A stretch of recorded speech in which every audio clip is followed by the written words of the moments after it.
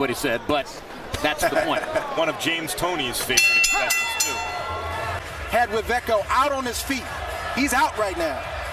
And Nietes knows it, and he's coming. Noong pinagretiro ni Donnie Nietes, ang isa sa alamat ng bansang Argentina. Magandang araw mga pre, maayong adlaw pod sa mga Bisaya diha. Bago natin simulan, kung bago ka pa lang napadaan sa aking munting tahanan, pasuporta naman, click mo lang ang subscribe button at notification bell button. Palike na rin ang video para lagi kang updated sa mga bago kong uploads.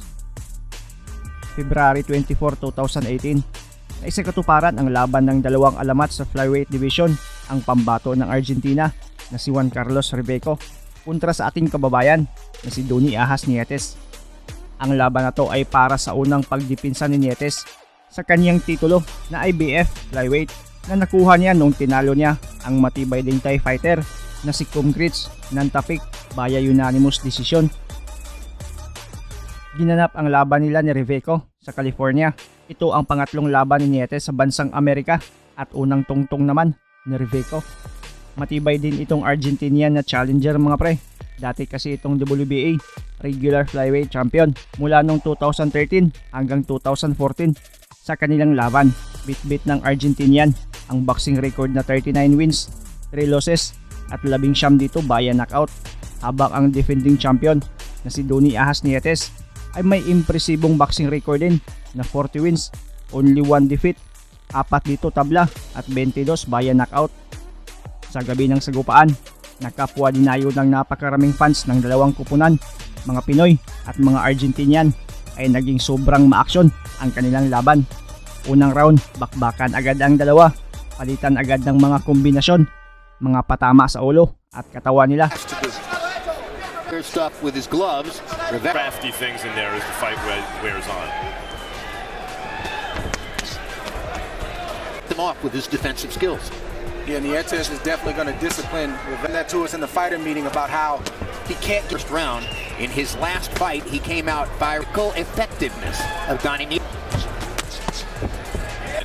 Reveco landed, especially the right hand. Second round, ganun pa rin ang takbo ng laban. Palitan pa rin ng mga mabibigat nilang kombinasyon. Pero makikita talaga ang pagka-tactical boxer nitong si Nietes, habang may pagka-brawler din itong si Reveco. A bit of a hard luck career. A popular fighter when he turned pro, an Olympian, an offensive fighter, a crowd pleaser, a good personality. Would have been an excellent fighter as he looks at what he wants to punch, but by Nietes, who doesn't have to do much to make very crafty guy. These are the kinds. This guy's really good. I'm all, and Nietes is like a really seasoned quarterback in the pocket. Look at that. Well-chosen body shot. But in the closing second, Nietes' ring nickname is Haas, the Tagalog word. Sa mga sumunod na round, angat pa rin si Nietes sa mga scorecards ng mga hurado dahil sa napaka-epektibong galawan nito, ang galaw ng isang veterano na kahit mga commentator ay talagang napahanga sa mga galaw niya. One look, chances are you're going to have an off night. absolutely with the the shooting star has success. The number 1 ranking pound for pound in the world coming into calendar 2017. But as his experience, Chocolatito Gonzalez could never have really known. About 30. I gotta tell you, Jim, he's a very good fighter. The ring, he keeps the fight where he wants it. You know, his ring. What's happening? He frustrates his opponent. Respect. He's very much like Andre, I think. Punches and he's aggressive, but you see Nietes realizes that right now. And yet Nietes, You'll see him slowly start to pick. a boring fight, a little bit one-sided, obviously, but Come from the boxing cultures that spawned the fighters on the card. That's what they're used to. more risk-taking. Exactly. Fifth round, dominado pa rin ni Nietes ang buong laban. Bagamat nakakatama din ng mga solido itong si Reveco, pero tila walang epekto sa ating pambato, habang si Reveco ay makikitang dahan-dahan nang nauubos ang hangin sa tangke nito dahil sa dami ng mga patama na natanggap niya sa katawan at mukha. He stays calm the whole. And Marcus Maidana, and acknowledge that they are the kinds of fighters that Argentine fans love to watch, and that he, in effect, loves to watch. We asked him if there's. And it's tough to give Reveco some type of spot right now in this fight. Yeah, this is hard to. That's what I mean. That's where Reveco on paper wants to be, But Nietes is comfortable inside. Sixth round, maganda pa rin ang palitan ng mga kamao nila. Walang atrasan sa laban. The guy in the purple trunks. Hard left hook by Nietes. Follows it up. One of the subtle differences you can see in these two fighters, the master versus the expert, you know, Nietes as the master, there's less wasted moves. Yeah, that's that's his rhythm. That's how he gets himself going. It's almost like a telegraph where he's letting you know that the attack has come. Jab to the stomach just to let Reveco know, I see what you're doing, and I'm not going to let you get revved up and get started. And he's been doing that all night. But Reveco's doing the right thing right now. He's punches all night long. Right, and that's where, early on, I think it's you can't say it's unfair for the crowd to boo because the crowd feels how they feel. They paid their money. They're entitled to express themselves.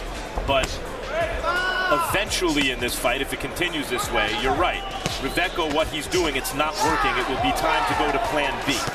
Which he's been doing this round. He's had some more success. Oftentimes, it involves some selling out, and it can hasten the fight. Actually, Reveco's plan B. This is who he is. He's a two-fisted fighter, and he's aggressive, and he likes to throw a lot of punches. He went against his own nature, which was to lay back and try to think with a master thinker, and that's where he went wrong. Pero sa huling segundo bago matapos ang ika-6 na round, nasa pool ng isang solido itong si Reveco at talagang nahilo. Buti na lang na save by the bell pa ito. Looking, short right hand, missed the left hook, but that right hand had Reveco out on his feet. He's out right now. And Nietes knows it, and he's coming back after this round to try to finish the show. Is the referee with the extra time that he was given? He's still out. His legs don't know where the canvas is. See, his balance is shot. At ilang segundo sa ika-7th round, nagpaulan agad si Nietes ng kanyang mga kombinasyon at talagang wala na. Natumba na talaga ang pambato ng Argentina. But now Nietes has a sitting duck in front of him. Yeah, and I think this is highly questionable for the California Commission, as Reveco has been allowed to come back in and fight at a moment when he was obviously compromised. Sinubukan pang bumangon pero ang mismong kampo na ni Reveco ang umayaw sa bakbakan nila. Matagumpay na nadepensahan ni Donnie Nietes ang titulo at ito na rin ang naging huling laban ni Reveco. He knows that Reveco's hurt, so now you start to see him put some power behind those punches. He commits more knowing that Reveco's hurt. He closes the distance, he goes to the body with both hands and tries to finish up top. And Reveco's done. He's finished. You know, Andre, watch Nietes because he is the culmination of experience on top of the kind of talent and skill. Maraming salamat sa panonood at suporta mga pre. As always, amping pirmi.